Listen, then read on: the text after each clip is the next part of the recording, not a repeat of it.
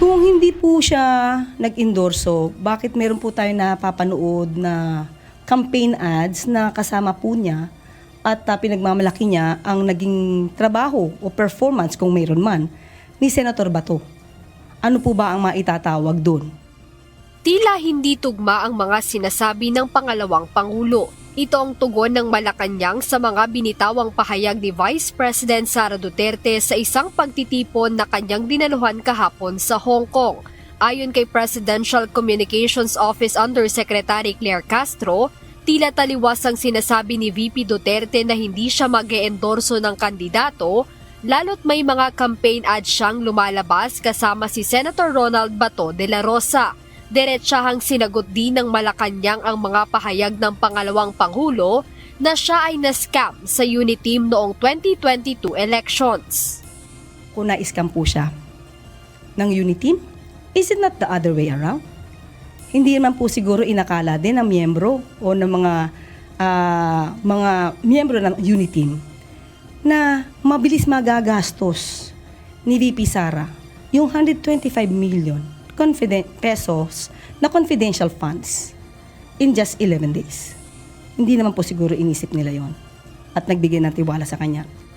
Dagdag pa ni Yusek Castro na maaaring hindi rin nagustuhan ng Vice-Presidente ang hindi pagsang-ayon ng administrasyon sa muling pagpapatuloy ng umano'y madugong tukhang at extrajudicial killings. Hindi rin po din siguro inisip ng Uniteam noon na siya may mga kakilalang assassin. At hindi rin po siguro inisip ng Uniteam noon na ang gustong continuation, kasi parang meron po sinabi na dapat may continuity. Pero hindi rin po papayag ang Pangulo na ituloy po yung sinasabing bloody tukhang at EJK. Maaaring isa po yung sa mga dahilan kung bakit inayawan din ni VP Sara dahil hindi po lahat ng ginawa ng dating administrasyon ay susundin ng pikit mata ng Pangulo. Samantala muling binigyang diin ni Vice President Sara Duterte sa pagtitipon sa Hong Kong ang mga paalala hinggil sa nalalapit na halalan.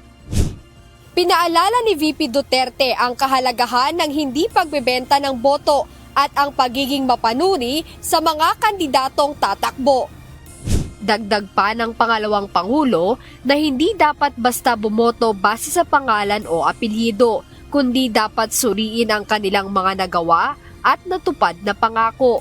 Sa nasabing pagtitipon, sinabi ni VP Sara na hindi siya mag-eendorso ng sinumang kandidato upang maiwasan ang paninisi sakaling hindi matupad ang inaasahan sa mga mananalong opisyal. Jed Neresina, UNTV News and Rescue. Diyos ang aming sandigan, serbisyo publiko ang aming pinahahalagahan.